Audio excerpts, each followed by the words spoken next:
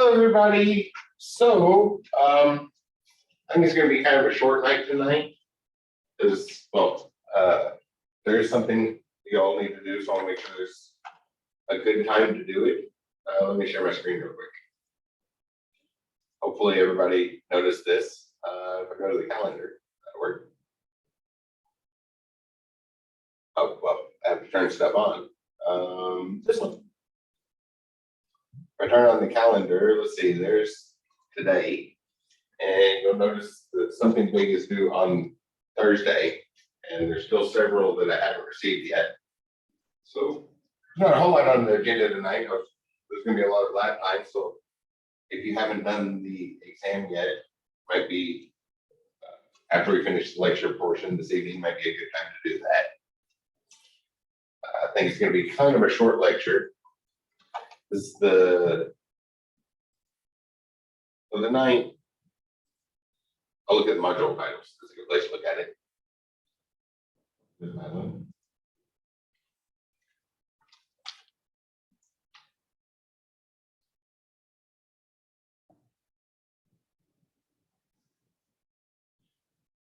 So tonight, we're in module 4, inheritance and polymorphism. We talked about this a little bit, but the class example was trying to do something a little more realistic than normally fits in a classroom. So we keep coming back to that same thing and building it more and more and more.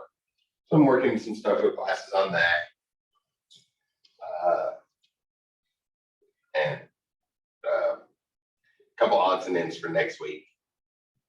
And then, yeah, there's that one more reminder that there's a midterm exam due this Thursday. Probably be a short night, so there'll be lab time to do that during our class period. It's probably a good time to work on that after we go through the lecture portion.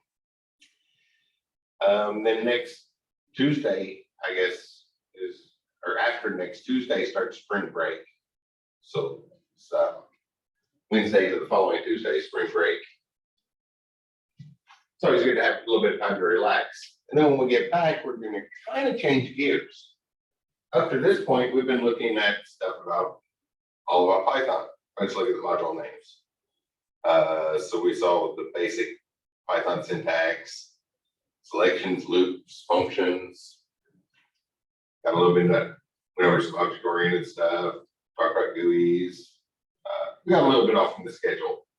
But then the second half of the semester, it's like files and talk about sets and dictionaries, then sorting things, stacks and queues are going to be a big one, kind of introduces to data structures. And module 7 is about data structures, and module 8 is more about data structures. So the second half of the semester, we're going to spend a lot more time focusing on that. In particular, data structure, just a preview on that. As you can tell, that's going to be more than half of the second half of the semester. So data structure is essentially the tool that we use to get our data into memory, processed in the CPU, and then back out of memory in an optimal way. Optimizing how our data moves around the computer through RAM and CPU and all of that. We're going to spend a lot of time looking at data. We still got a couple things to talk about with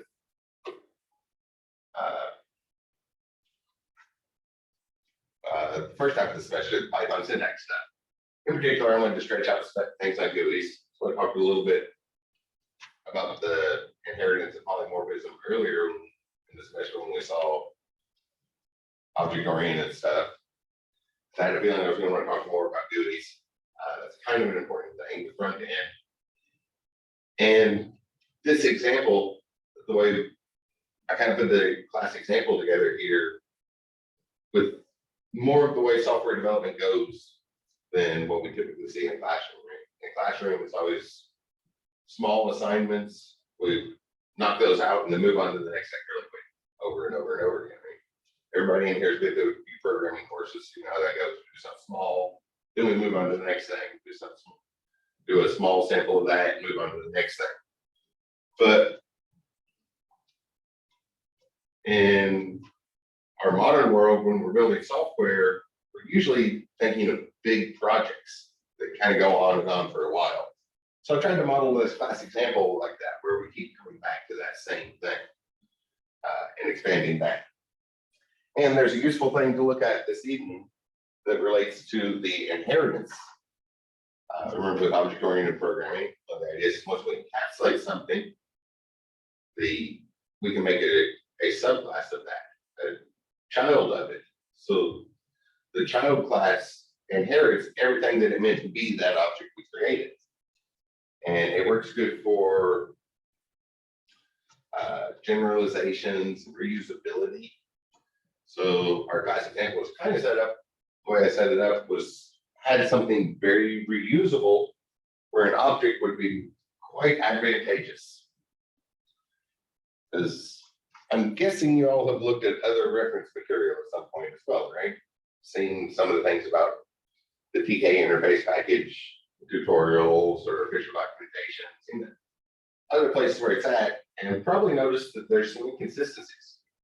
Some people, some sites, you can go look things up, you might see it all written out as a class notation, as an object. If we're only making one interface and it's always going to be like that, there's not really any advantage to that. Y'all have already seen the keywords for the class notations. You know where those go, and the logic follows suit. The only advantage we get out of that is that we're able to change the order. But when we're going to redo, when there's things that sort of repeat, then the classes, designing classes to create objects can be quite useful because we don't need to do the exact same code over and over and over again. We just design something that has all the parts we need and then ask for that. Ask for as many versions of that as we need. So let's talk about it as we go through the example here. I've been in meetings all day, so I only got one laptop that still has any battery power in it. So on the Chromebook this evening. The PC and MacBook are already shut down for the day from being too far away from a charger for too long. I guess I have power cords in here, but I just plugged up the one that still had power. So one of the things that I just expressed is sort of an ongoing project. We're continuing to work on the same one and stretching it out over a period of time. Why is my Linux machine not running? Should be running.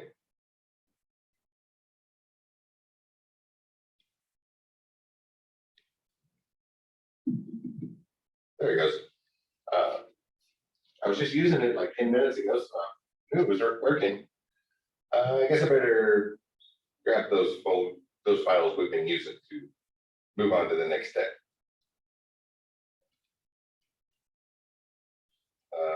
So stuff we've seen here before, just need to make a folder.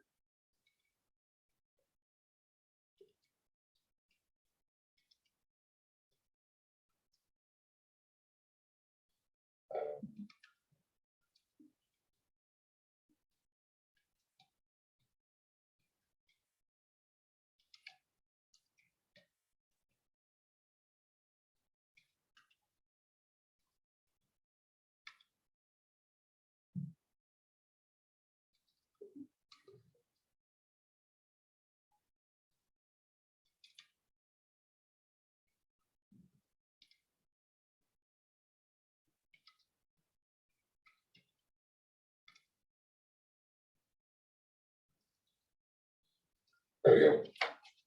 Just had to grab the files. We've seen that before. The advantage of using repositories. Anybody on the team can just go grab those files whenever we need them and keep them in a central location. So like when the normal computer, the battery runs down on the normal computer, and just pull out a different computer and keep working, or jump to a different machine, because there's no shortages of them in our modern world. I go ahead and pull up the IDE.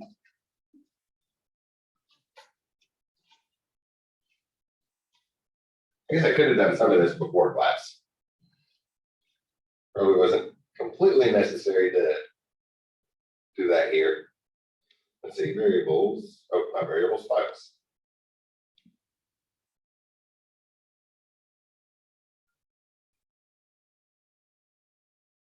Oh, and this was one the other day. So here's the file we've been working on. And in the alternate version, always a good idea to do more than one version of things. Because typically that more than one version comes down to like colors or the color things are and the actual order the buttons go in, the same functionality is still there. So it's good to have the thing right there where we can compare it. Go up a level. And the other day, well, this is starting to get kind of big. So the other day we were going to need a new little concept introduced. Instead of introducing it directly here, because this thing's already getting kind of big, we created another file and did that. And that's something you're definitely going to want to do as your software gets bigger and bigger and bigger. And you go to add a new feature in. Can definitely be a good idea to go create a small script somewhere else that only tests that new feature. So then you can get that generally debugged before even and then copy and paste it over to the actual one without all the other stuff cluttering up the process. I think this is the one I wanted.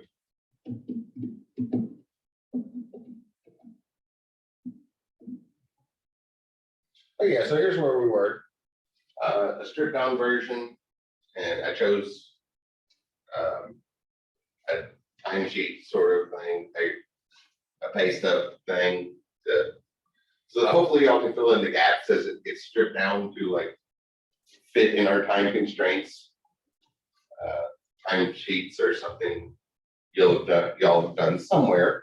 You can fill in some of those gaps. Like for example, we put a text box here to just type in the number of hours worked. You can y'all probably all already realized that in an actual piece of software of our company, we would, instead of a place to enter the hours worked, we would give people a button to clock in.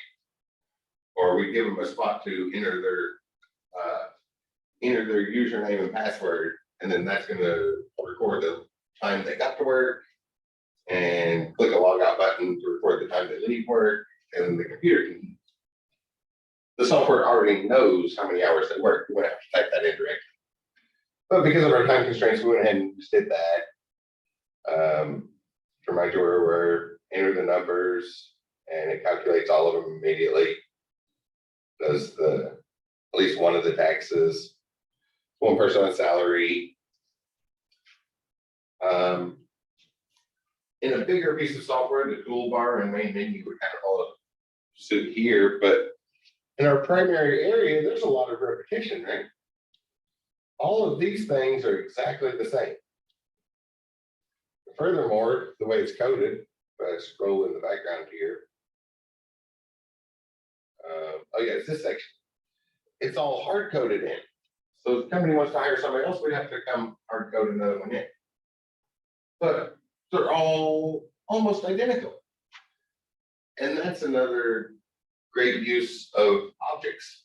That's where we get the most advantage from object-oriented stuff on GUIs, is when we need to start customizing our own sections for reusable things. Like in this case, all of these tabs are the same. And if this was expanded out to a full piece of software, which I was like, I've already thought a couple times I might do after this semester ends, if I find some time, that and have like clock in, clock out buttons instead of typing the number of hours, and fill in some more of the taxes that we know about, some more of the taxes, and kind of finish it out just to have it finished. Mostly because I don't like leaving things unfinished. But it would still be there would be a lot of those very similar. And we don't want to do software for, usually don't want to do software for just one particular business, right? We want to generalize it so that more than one business can use it, but also so that that business we make it for, even if it is only being made for one business, it can adapt as the business changes. Because businesses are not static, they're dynamic things, right? Employees come and go.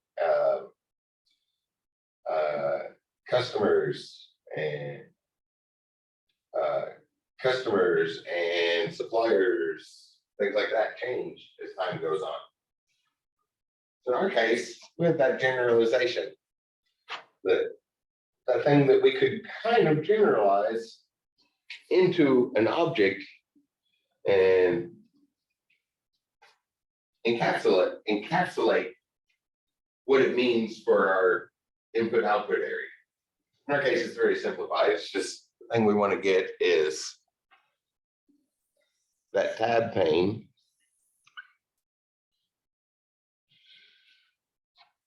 It's got a label up here, a text box, and a label for output. Not anything fancy on it. Oh, some words up here. Label up there. Like 3 labels, basic. This part we can add in later because that comes from the notebook. But this part down here,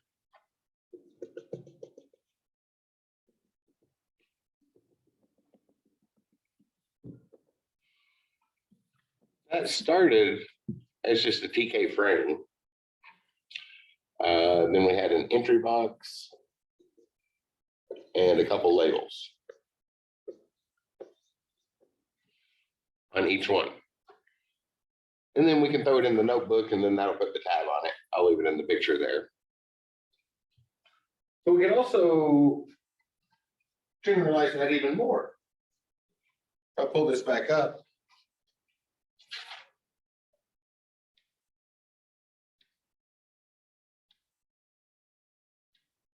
Oh, I guess I have to run it again. So yeah, it's going to be a very short time of doing things and kind of talking about the process of software development, that thinking process, looking over things, figuring out what we need to do, the ongoing stretching out part that usually doesn't fit in a classroom. I wanted to try to work that in somewhere.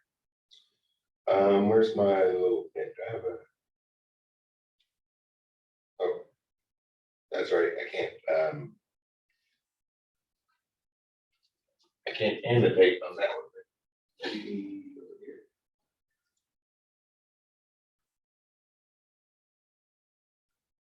Oh, I can't draw on the pen. But that picture is going to work. That's what we have on all of them. The word for Bob. Bob gives us a place to enter that. Sally gives us a place to enter that. Spits out the result. Any other employees we hire. Mickey's a little bit different though. No matter what we type in this box, whether she works 34 hours or 43 hours, she makes the same amount of money. So our objects are slightly different. So for the manager ones, we really don't even need this much. We could get by with just a label and really just a label, the output label, and maybe her name somewhere, which will go up here. So just thinking through that gives us the things we need to generalize. Then we can turn that into an object so that we can just ask for these whenever we need them. And it's all based off a frame. So we can start there.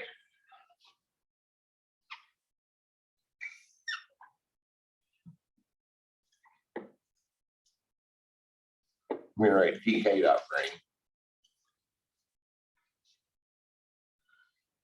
is we don't need to go all the way back to the beginning, right? That's one of the things about learning programming, but when we saw our examples, we kind of started from scratch every time. But even the TK package itself didn't start from scratch. You may have noticed that we can access all the stuff about any of our widgets, or any of the widgets in the TK package as if it was a dictionary. And that's because somewhere up there when they started it, it's probably several a ways up there. But originally it did inherit from a Python dictionary, which I think is abbreviated when we actually ask for one. The same way if we were to ask the list into a dictionary, or check if something was a dictionary. So it all inherited from that. So it didn't start from scratch. And when we put our widgets together, we don't have to start from scratch either. We can start with that one and then start making our own custom class.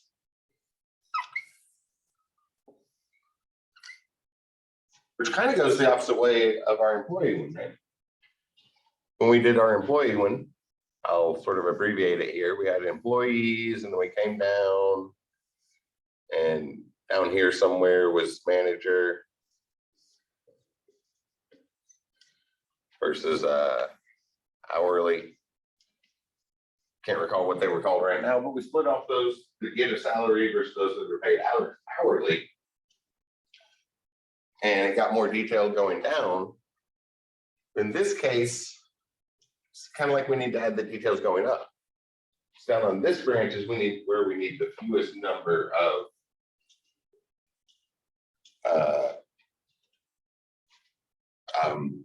widgets on there.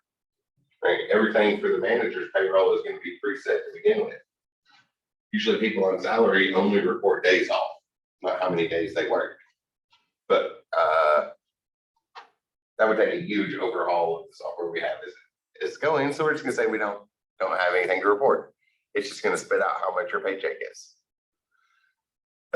So if we start with a frame, I think the only thing we're really adding to it is that label, a couple labels. I'll call it output.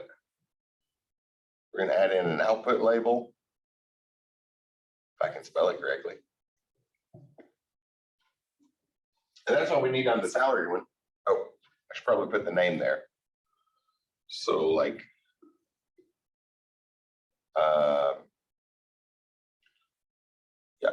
I'll just call it manager tab. And here it's from frame. And the only thing we'll need is the output label. Output, which is a TK label.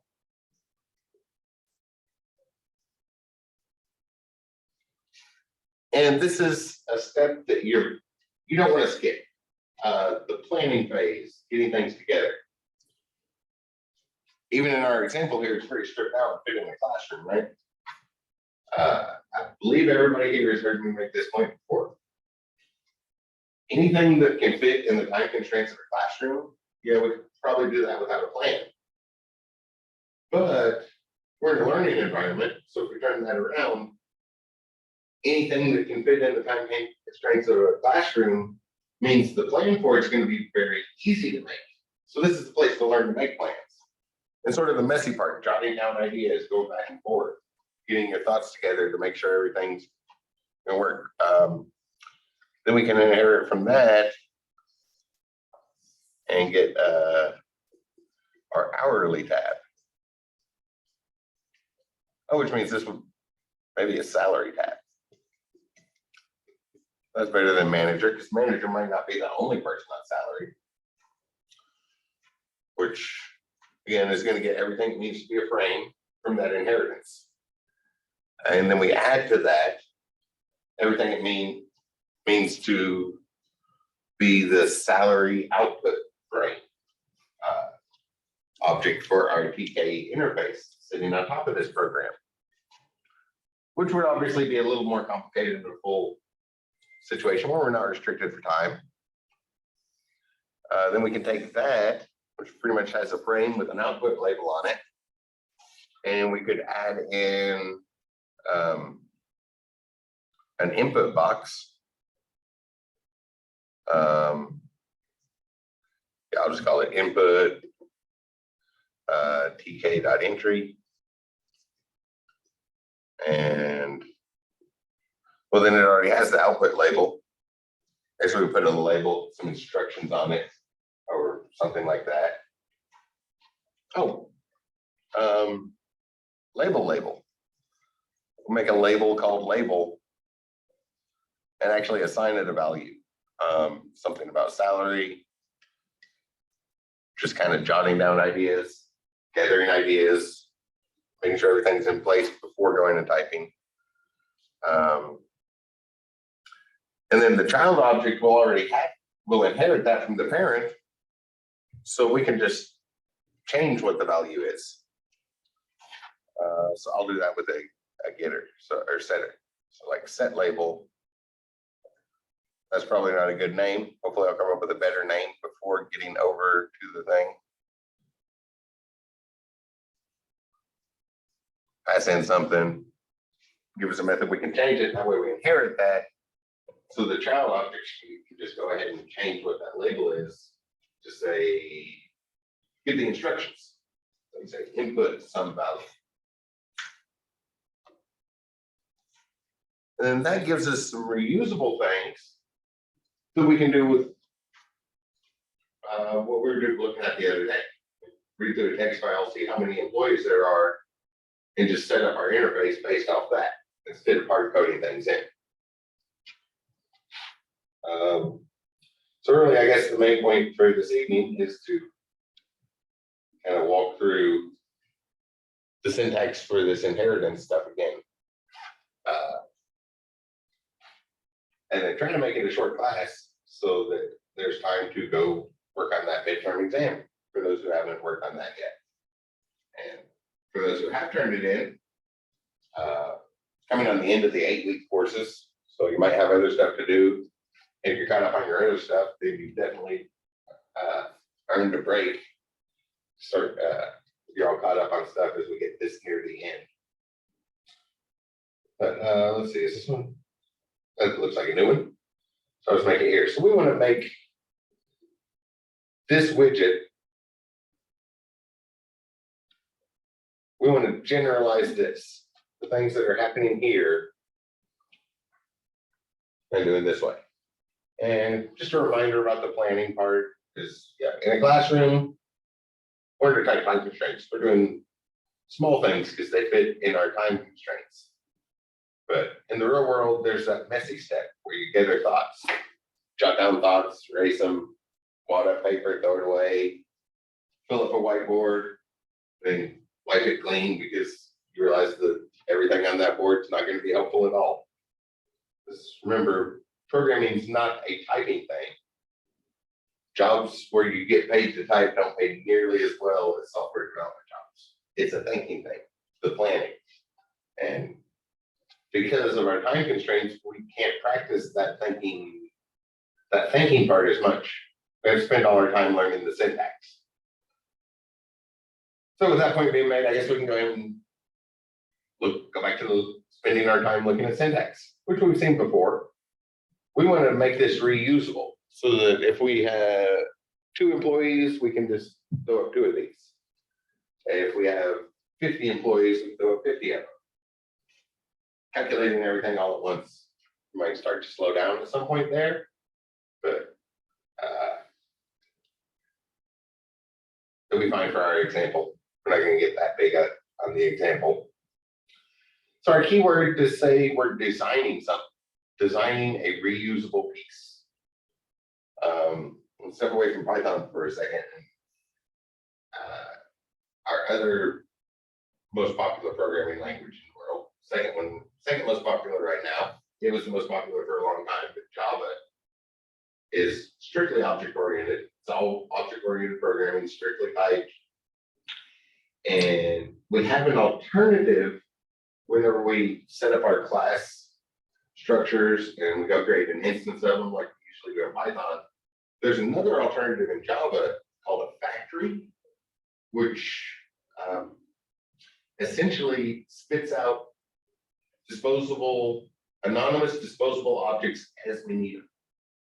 And instead of making one, give it a nice fancy name, keeping track of it all the way through our code, we put our design together and then feed that design into a factory that just spits out quick disposable ones as often as we need it. Works really, really nice on, like, say, a server, and different people are going to connect at different times. We don't know how many people are going to try to connect to our server all at once, or when they're going to, what order they're coming in. So the computer is going to have to handle all of those instances that refer to that new connection. So a factory where we have the design and it just quickly spits out a bunch of disposable ones and then deletes them when it's done automatically is another way to instantiate objects, be useful in some situations. But it helps to make sense of what we're doing with the design. Right? We'll put that keyword class. This isn't the code that's going to run. The code that's going to run is in a completely different file. This is just the plan for the code that's going to run. I need to give it some sort of name. What do I call it up there? Salary tab. So we'll make one called a salary tab that inherits from a TK frame object. Which means I need to come up here and import the library we need.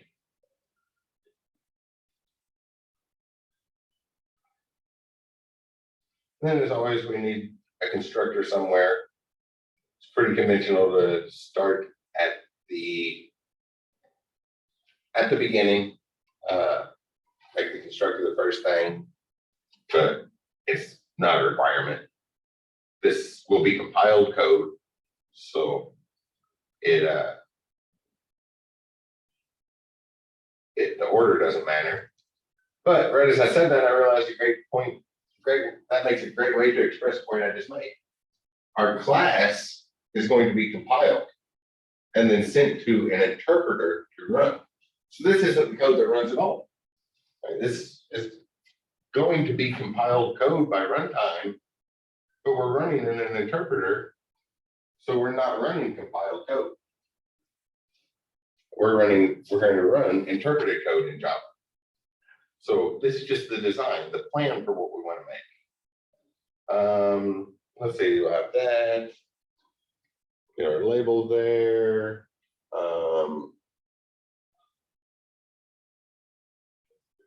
I don't think we need anything special passed in. If we look at what we're doing over here, oh, we might need something. Because here, looks like that name showed up all over the place, right? Bob, and then Sally, Becky. So we might want to bring in that name from somewhere. Probably from reading the file, which will be coming up soon. I don't think we'll get to that tonight, but we'll want a name coming in from somewhere.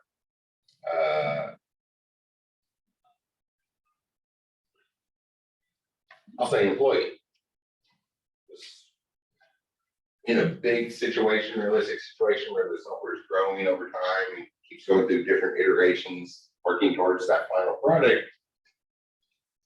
After putting this object together, you might have some ideas to go back and adjust the class for the employee objects, the employee class, so that it works, so that it's ready to be passed into this object.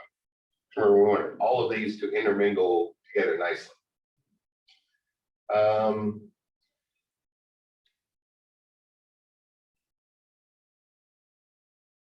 Otherwise, should be good. So I think everything else is just going to be the stuff that we pass up to the parents.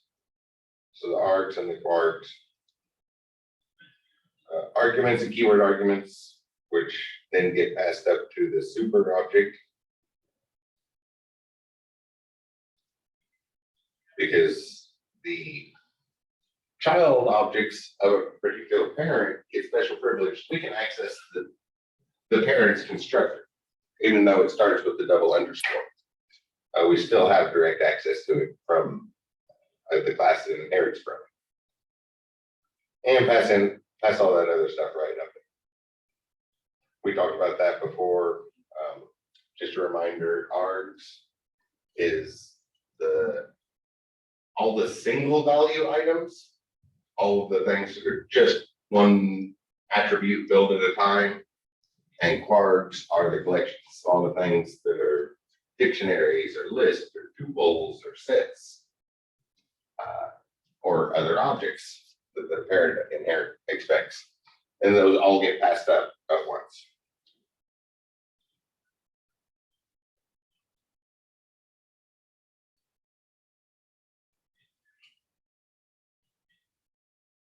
That might go in here. We might have to come back and adjust that some. We'll see here in a moment.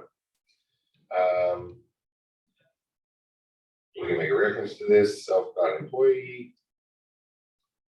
Is that thing that's passed in?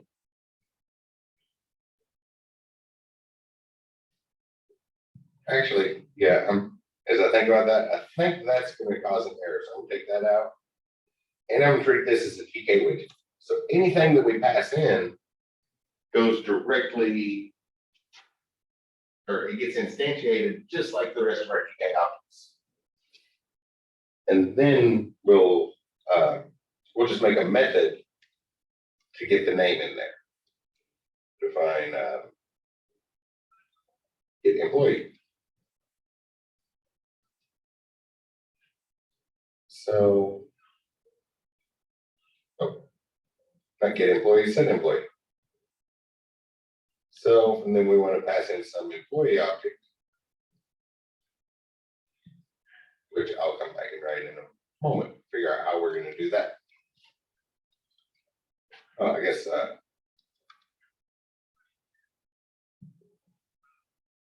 started with none, and then whenever it gets passed in, it gets put there.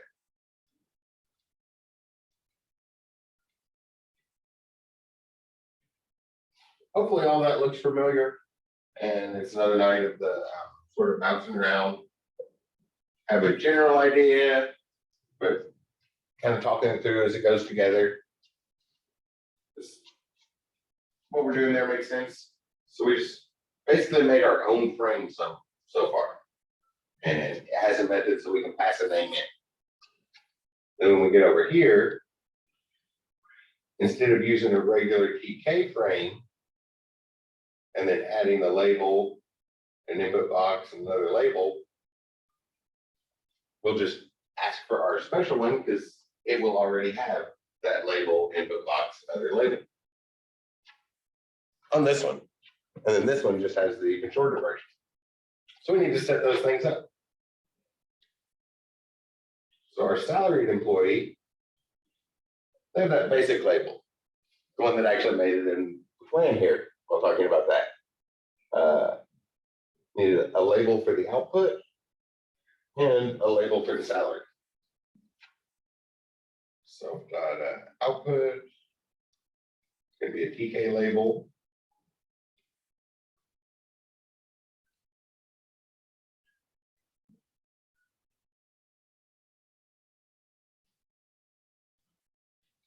And here,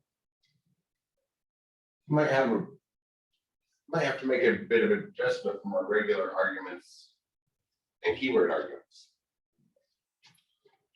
But no, we don't have to step very far away. So the very first thing that we pass in is always that root node, the thing that the next widget is going to attach to, right?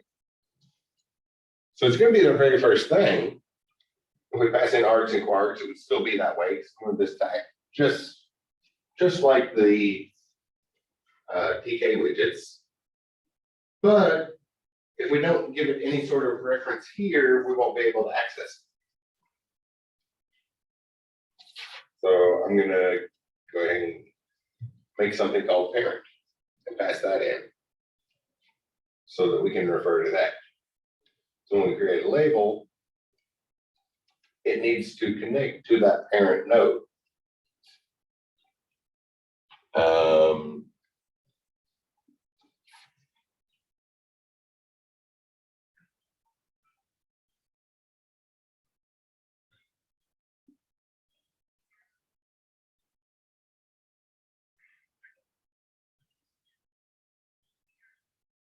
What else do we need on the label? So our initial label for this one is going to have something very specific. Right? It's just going to say salaried employee and how much they make. So we can put that right in.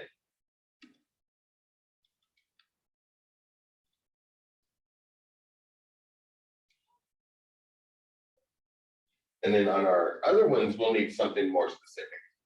But we can easily change that, right? Once we have access to it.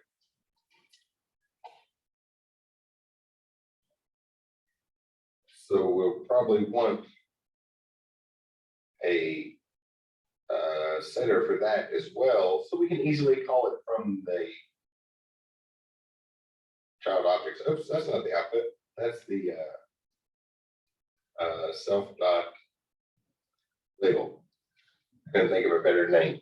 I was hoping I'd think of a better name by the time I got over here, but nothing's really springing to mind. So I'll just go with label. Again, it's a label, so a setter for the label, and our setters always look the same. The keyword set, then the thing we're changing, the self parameter that's required for the class notation, and then the new version of the thing we want to change, which in this case, it's a TK widget. We don't want to change the fact that it's a label. We want this setter to only change the words on the label. It's just going to change what that label says. So the text attribute gets reassigned to the label.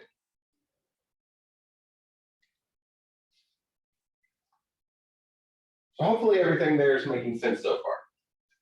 It looks familiar, changing it around, but it's all things we've seen before. We're trying to talk through the thinking process. Although I did think about this beforehand, because I didn't want to waste a bunch of class time. We already saw what that's like, right? The jumping around, making it up as we go tends to take a little bit longer and things get erased. So I'm trying to talk through everything, but hopefully that makes sense. It corresponds to what we already have on there. So our main one just needs that some words there, says a salaried employee, and then the box to say how much they're getting paid. So our output again is going to be a TK label. It needs to be nested in that parent thing. And I guess our default text could just be an empty string, and then we'll change that later.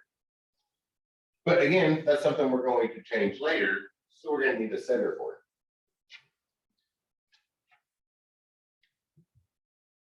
Whoops.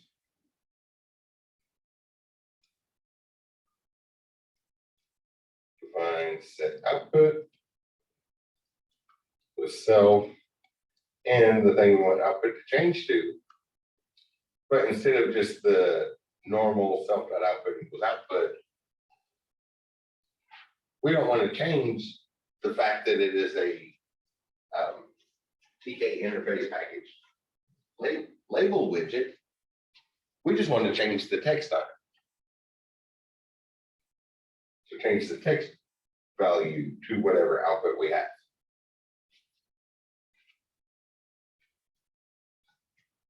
I think that will get us all the functionality for the manager, right? Let's check real quick and just kind of do like sort of a desk check. Oh, I haven't saved this yet. I should save this. Documents, here in the folder where all the other stuff is.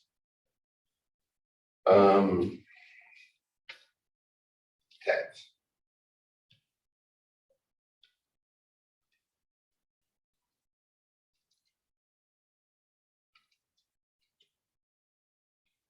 I don't think there's a library called tabs. Hopefully it won't confuse anything when I say import tabs over on the other one. So what we do is we create it. This is the manager one. So it doesn't really need the input box. We get some label there that says it's salaried employee. And then we can set it up with a blank label. And then later, when we hit the enter key or click one of the buttons up top, we come up here and run this method, which then changes that label.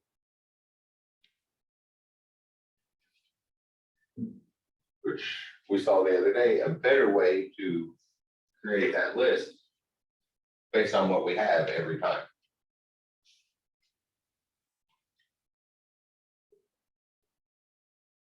And yeah, so that looks like it has all the pieces we'll need for that. Might be something missing. We can come back and adjust it. Now we need the one where we'll actually type in the number of hours.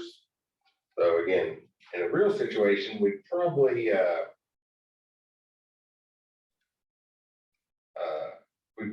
a button where they could, a couple buttons where they could clock in and clock out, and the computer just keeps track of how many hours they worked. It does the calculation there. Just spits out the result. We don't have to actually type it in. So this one's going to be very similar to that. So we'll just go ahead and inherit from that. So that'll be the parent object. We're going to set up our constructor.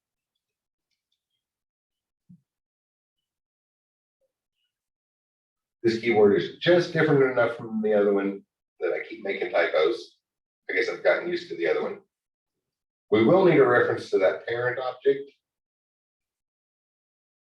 but we should be able to pass that right back up. Oh, which makes me realize there's a typo up here. Since the parent object, the root node we're connecting to, won't be in the ARGS collection, we'll need to pass that up explicitly to the parent object. And then we'll just do whatever else the parent object needs. So super, and we'll send that parent or root node that we're connecting to right back up to it, along with any other arguments or keyword arguments that come in.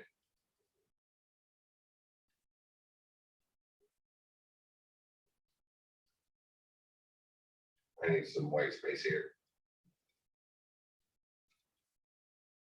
because I don't like working at the bottom of a screen. I like to be able to scroll a little past where I'm working. Extra white space doesn't hurt anything. So we'll have all that same stuff. We'll have that main label up there. We might want to change what it is, right? So we can do that by just calling that method self.set label. First thing we can do is just change the thing to a meaningful label here. Enter hours worked.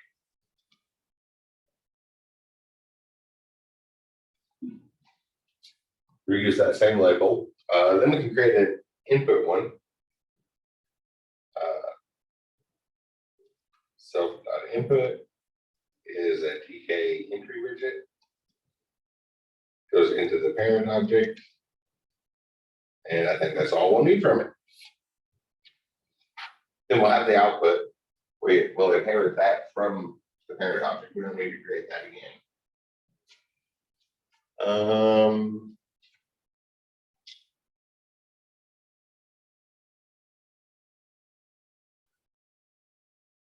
Do some other stuff, but I want to try to wrap this up quick so that there's like class time. You all can work on the midterm exam and stuff.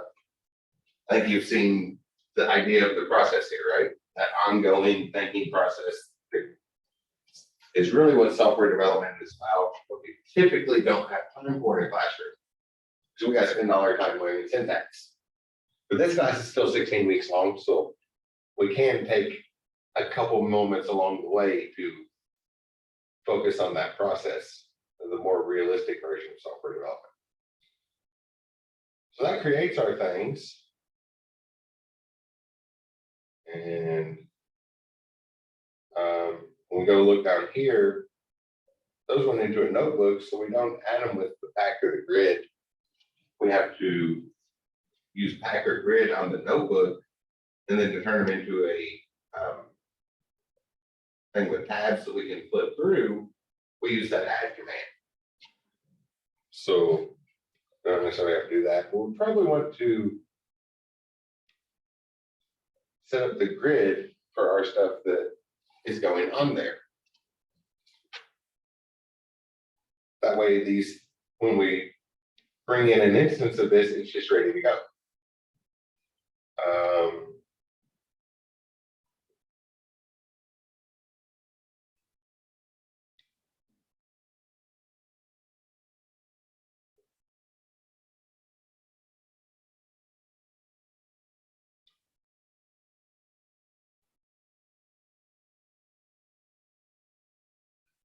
Actually, I just realized something. I made a silly mistake here. Because we need to know what the parent object is, right? But for all the stuff we put in here, we don't need the parent. That's why I left it off first. I thought I made a mistake when I put this in here. But in this case, we kind of already know the parent object.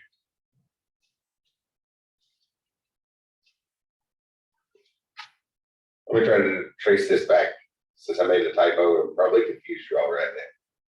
So like here's our labels and the entry boxes. If we go up here, our parent object was that tab that we're creating. The tab, which is the frame. So over here, it's not going to the same parent object as the frame itself. The self is the parent object.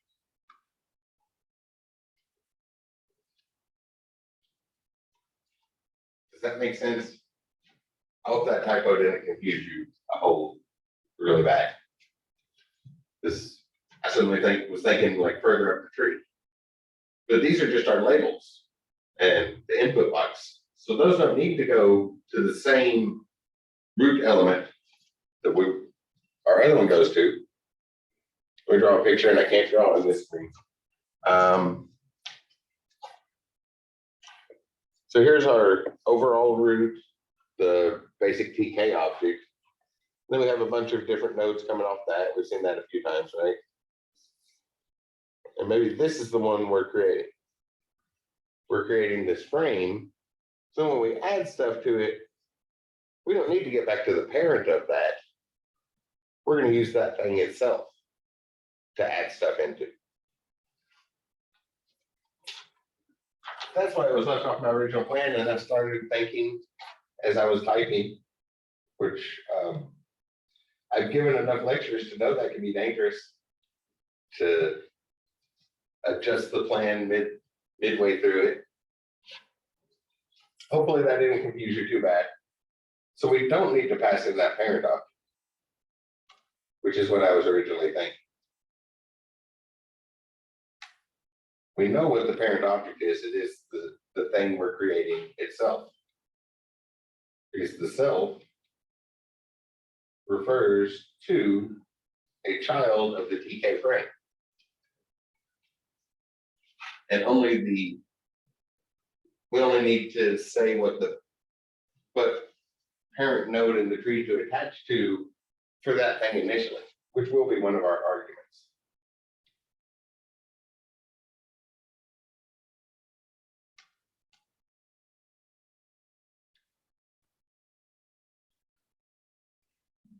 So then this one, these are actually child nodes we're putting in there, so they attach to the self. Then on those, we can put them in with a grid or a pack. I'll use a grid, kind of like we did over on the other side, because they're all going to be the same, right?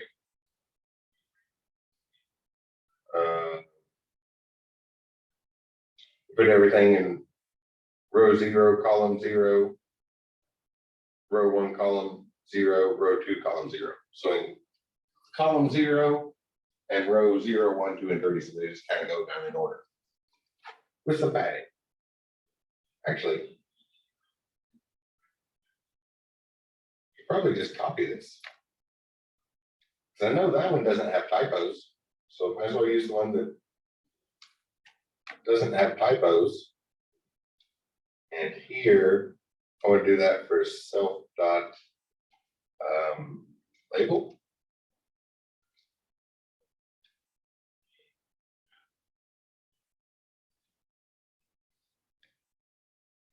And self dot output.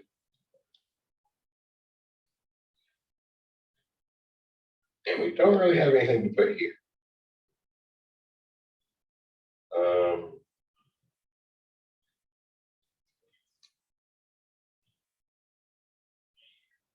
So I'm just going to make a filler label. Put in the self, text equals blank, and then grid that so that it fills in that space. But don't actually have anything to put there.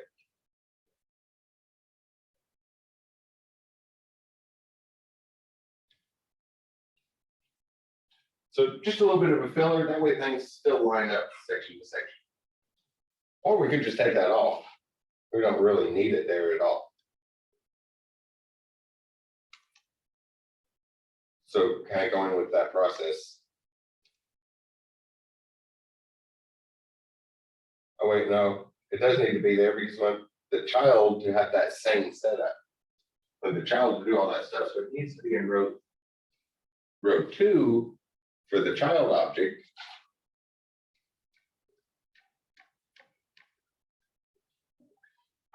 So we do need a filler one for the parent one, and then we'll just replace that with our input box on the child object. Hopefully that makes sense. Not the syntax, I know you all already know the syntax. The part I'm hoping makes sense there is that back and forth, right? It's like, okay, oh, type some code, it's like, oh wait, maybe this idea would be better. But make sure you question that idea and think it through before typing it, or while typing it. We have Control-Z works in almost all our text editors, the standard undo keyboard shortcut.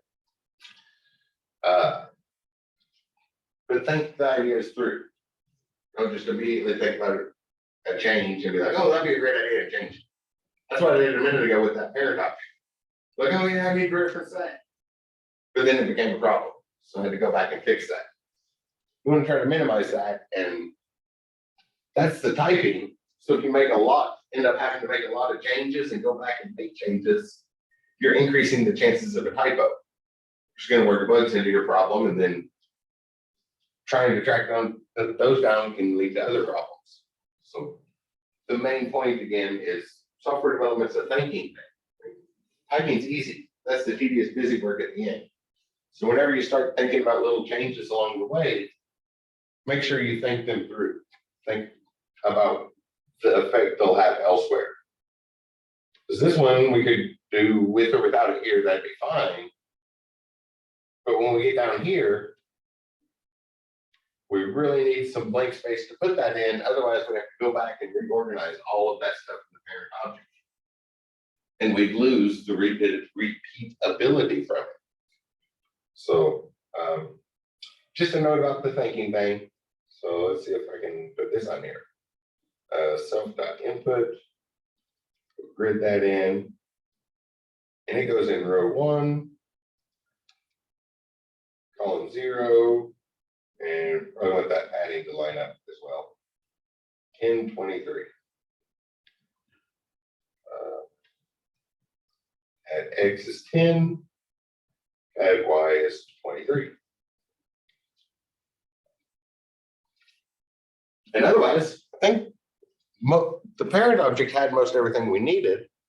So when we get down here, all we need is that other input box. Let's see what that did. Hopefully the general process there made sense, because I was hoping to not spend a lot of time tracking down bugs if that didn't work like I was thinking about it. Let's say from tabs, import everything. We've seen that before. You're pretty familiar with Python syntax at this point, right? Hopefully, starting to feel fairly familiar with Python syntax, because the second half of the semester, we're going to be talking about manipulating data, which is what we do with the syntax. I guess we've already been doing that, but that's going to become our main focus. And we're not going to add a whole lot of syntax the second half of the semester. So now that we have those, instead of creating these tabs, we should be able to, I'm in Spider, row 1. Should be able to comment this out, and this is a very important one. As things progress, you're going to get into a working state, and then get as many bugs as you can worked out, and then come back and take the next steps, right? We're not going to wait till we get all the way to the end and then start running tests. We get up to that next working state. There's a lot of intermediary steps that aren't going to be in the final project. But when you get that next step ready, or as you make little adjustments and change things, never delete code immediately. Always comment it out so you can get back to the last thing that worked. Because if you start just steadily making changes, you might end up going down a rabbit hole and getting a long ways from the last thing that worked. You might end up having trouble finding your way back to the last version that worked. Although repositories are a useful tool for that, because we can roll back to and pull up any of our earlier commits. But still, it's a good idea to comment code out instead of deleting it immediately. So all of this stuff now should be encapsulated. We have a frame, and that frame has a label, an input box, and an output label. So our tab Bob in this case is going to be that hourly tab, I think is what I called it. Oh, yep. It's going to be an hourly tab. And it's basically that frame object. So once we need to instantiate the same way we did our frame up here, and then we'll add that in as a tab. And yours run a check every chance you get. So hopefully that'll make the first one work. We can check, see if that works.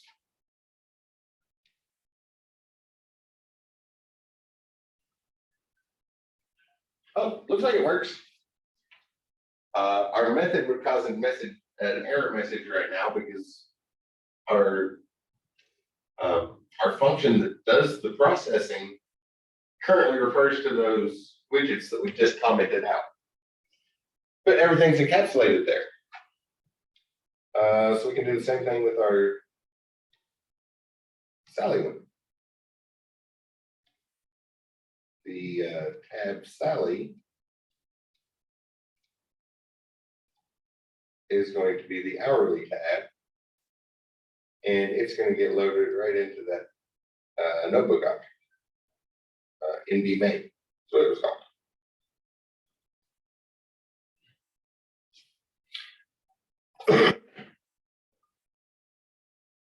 Which we did a test on that, so hopefully that was okay. Come down here and do this one.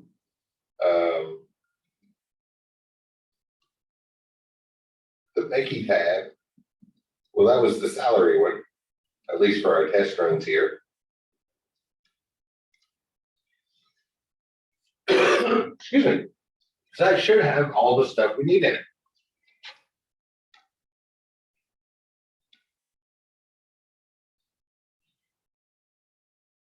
Oh, I left that right.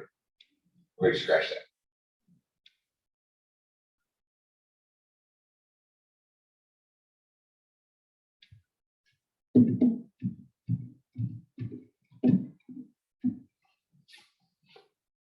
Oh, B name is not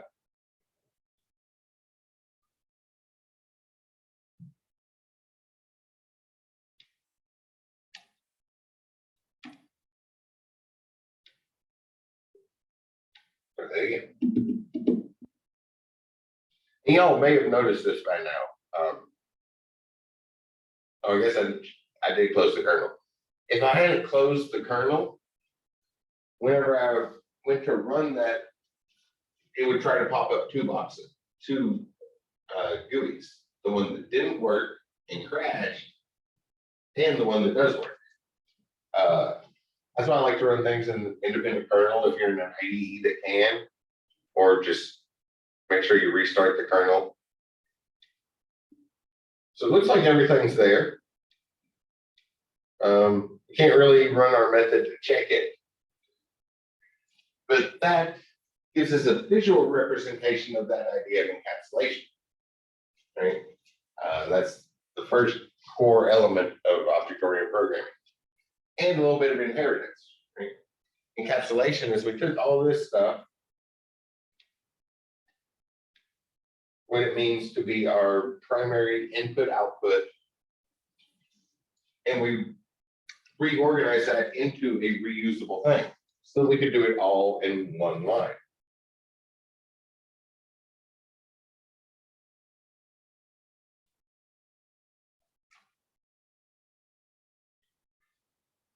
So now that that works, we can come back and take this code out. And I did leave the spot for it. Notice how we're asking for typing the text explicitly. I left a spot for it, so I'm gonna go ahead and add the line, set employee to Bob for now, so that we can ask for it that way.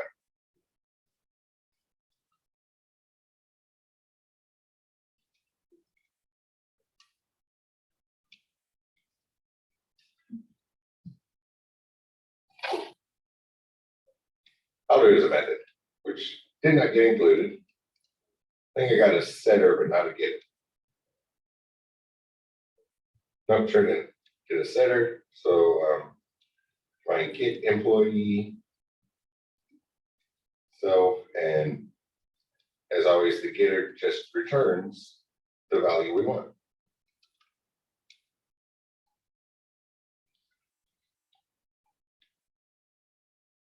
Maybe not dot name or something in a fancier object, not so pressed for time. You see how that's very generalized.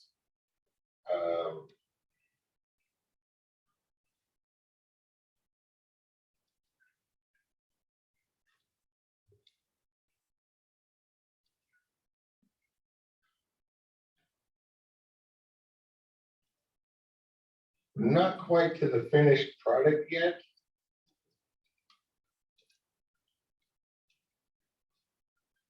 But hopefully you can see here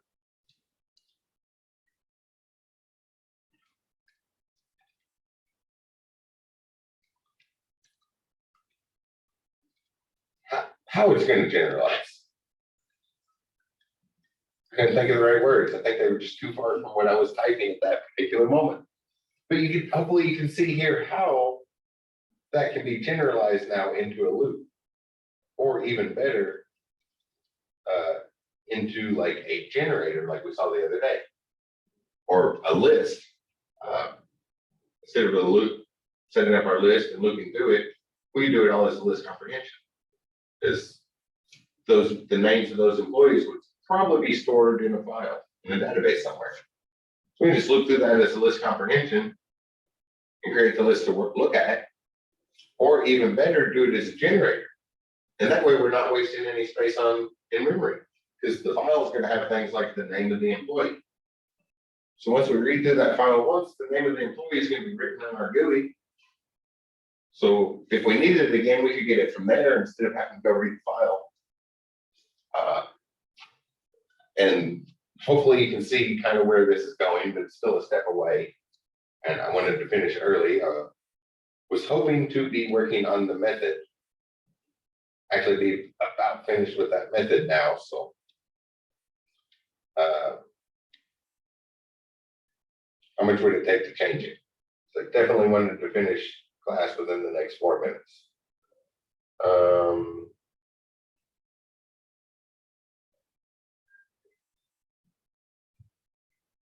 Yeah, it's gonna take a lot to change that method.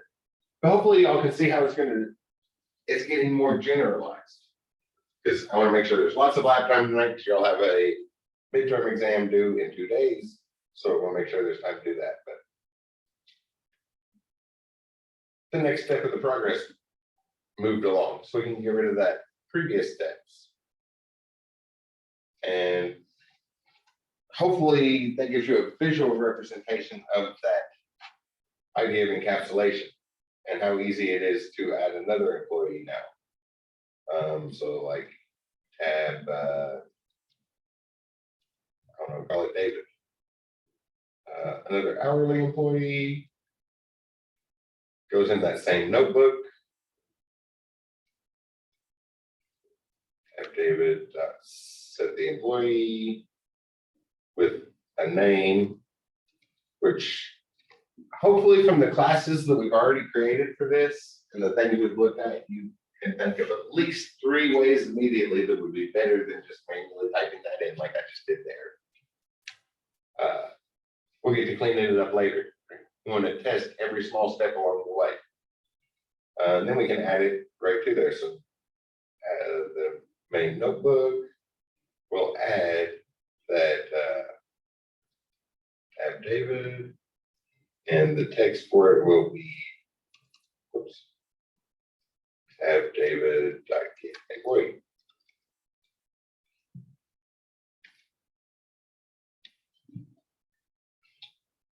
Oh, hourly tab. A silly little typo there. So I was hoping to get just a little bit further and finish that method. But hopefully you see how advantageous that is to kind of use the object to set up those reusable parts. Generalize that and make it much more dynamic now, right? For the testing here, manually hard-coded a couple things in, but you all know how to read files, create lists, and things like that. So obviously, we could easily do that from data that's elsewhere, any amount of data, and just keep adding salary or hourly employees now. And when we get our method updated, we'll be able to adjust that. That was kind of what I wanted to go over tonight. Spend a little time with that process, the thinking process, the back and forth. Remember, it's a thinking thing. The messy steps of organizing thoughts before we start coding. Then we go over and start coding, and there's still some changes. That's the more generalized process. And with this class example, we're doing something that we usually don't see in the classroom, which is a more realistic situation where it's not do a quick script and then move on to something completely unrelated to study a different point because we're so restricted on time. We're stretching this out so we keep steadily progressing. And you don't want to wait to the end of the test, obviously. So there's a lot of extra things along the way, which are just kind of test points that will get deleted at the next step as it gets better and better and better, and the software slowly improves over time. And for big projects that stretch out, y'all probably haven't seen as many of those since classrooms. We rush through it so quick. But it's 7:15, leaves us 35 minutes in class tonight. It's for lab time, but my recommendation for lab is definitely, if you haven't taken the midterm exam yet, now might be a good time to do that.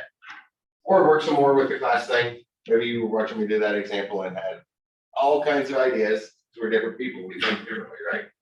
You might have had all kinds of ideas that you think would have been better than my example. The general idea is that process. So if you have those ideas, that certainly follows that process. So that's what I wanted you to get more than just copying that particular example. Right?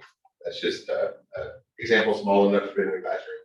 But either way, if you have any questions, as always, text messages and regular messages are 2 things that make noise on my phone.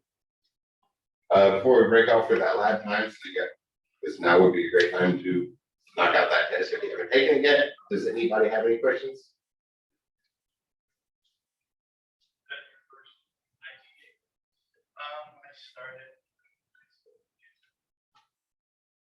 Okay, I assume the silence means no questions, so hopefully that gave a good visual representation of what we mean by encapsulation. We encapsulated what it meant to be the primary input stuff for our last example GUI, so we can use that over and over and over. So you borrow that term from Java programming language, like the factory version, where we just quickly spit out disposable primary input objects as they're needed, instead of having to hard code every single one. I assume silence means nobody has any questions, so that was it for this evening. And I guess I'll see you all on Thursday. If you have any questions, let me know. So have a good night.